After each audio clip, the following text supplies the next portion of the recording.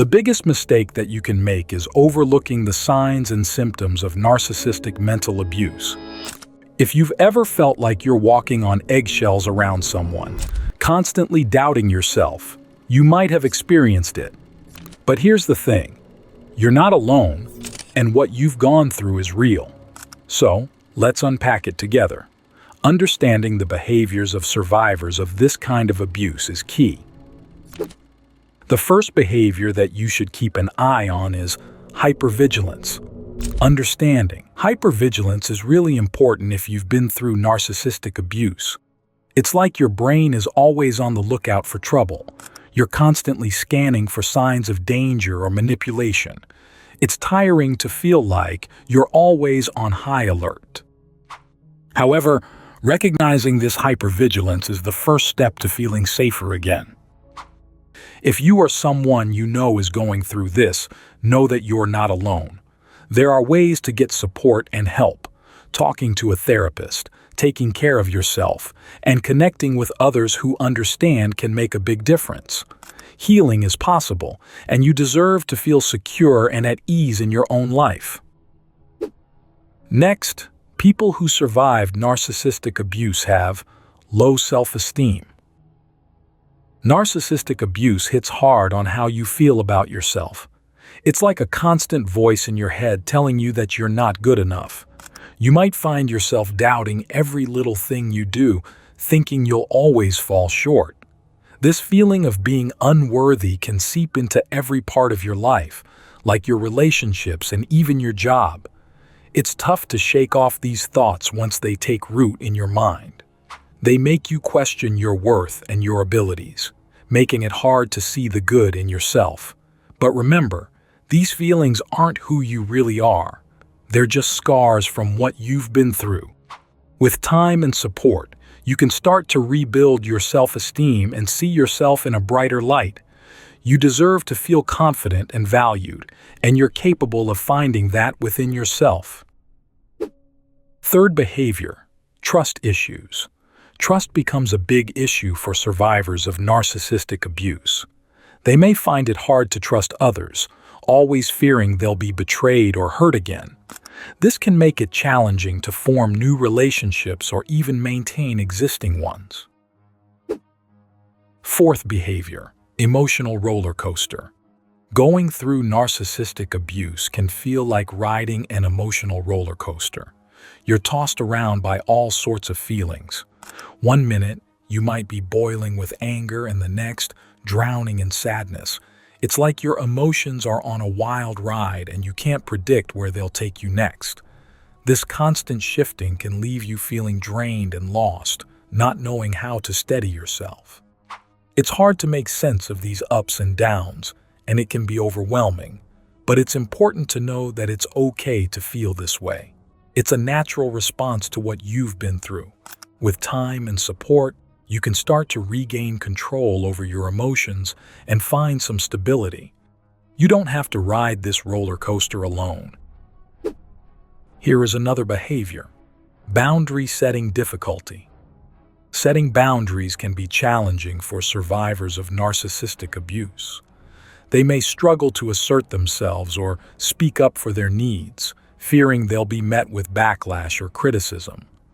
Learning to set healthy boundaries is a crucial step in the healing process. Sixth, self-isolation. After enduring narcissistic abuse, it's common for survivors to pull away from people and spend more time alone. They might think it's safer to be by themselves than to risk getting hurt again by others. While being alone might feel like a protective shield at first, it's crucial for survivors to eventually reach out for help and connection when they're ready. Even though solitude can give a temporary sense of relief, healing often comes from connecting with supportive people who can understand and validate their experiences. It's okay to take time for yourself, but don't forget that reaching out for support is a brave step toward healing and rebuilding trust in others. You don't have to face this journey alone. Next, hypersensitivity to criticism.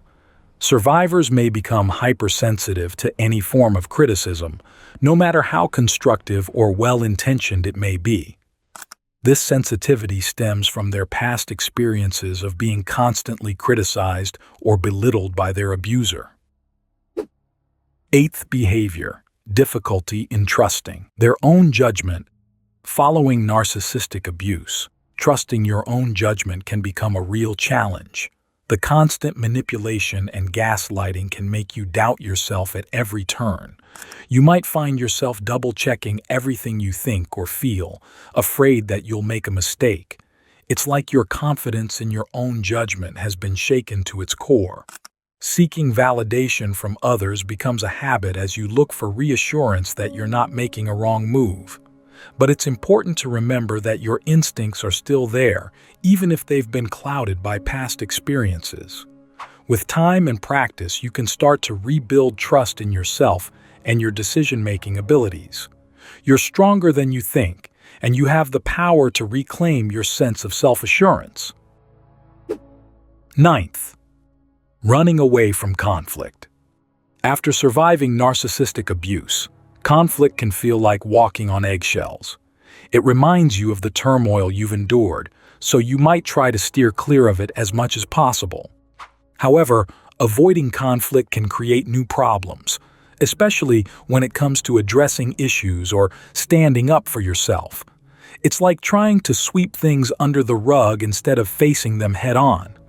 However, learning to navigate conflict in a healthy way is an essential part of healing. It means finding your voice again and asserting your needs, even when it's hard. Remember, it's okay to feel uncomfortable with conflict, but running from it won't make it disappear. With support and practice, you can learn to face conflict with courage and resilience. You deserve to have your voice heard and your boundaries respected, even in challenging situations. And lastly, hypervigilance in new relationships. Starting new relationships after narcissistic abuse can feel like walking on thin ice. Survivors are often on high alert, constantly scanning for any signs of danger. They're like detectives, looking out for any red flags or manipulative behavior. This hypervigilance can make it hard to fully trust a new partner, even if they seem kind and trustworthy. It's like you're waiting for the other shoe to drop, afraid of being hurt again. But taking things slow and listening to your instincts can help you navigate these new relationships safely. It's okay to be cautious and take your time before opening up fully. Building trust takes time, and it's important to prioritize your own well-being in any new relationship. With patience and self-care, you can learn to trust again and create healthy connections built on mutual respect and understanding. As we wrap up, it's important to remember that understanding these behaviors is just the beginning of your healing journey as a survivor of narcissistic abuse. If you see yourself or someone you care about in these traits, know that help is within reach. Whether it's reaching out to a therapist or joining a support group, seeking support can be a powerful step forward in your recovery. You deserve to break free from the grip of abuse and experience a life filled with love, respect, and genuine connection. Remember, you are not alone, and there are people who are ready to walk alongside you as you reclaim your strength and rebuild your sense of self. Your healing is possible, and you are deserving of every ounce of happiness and peace that comes your way. Keep moving forward and never forget the resilience and courage that lies within you.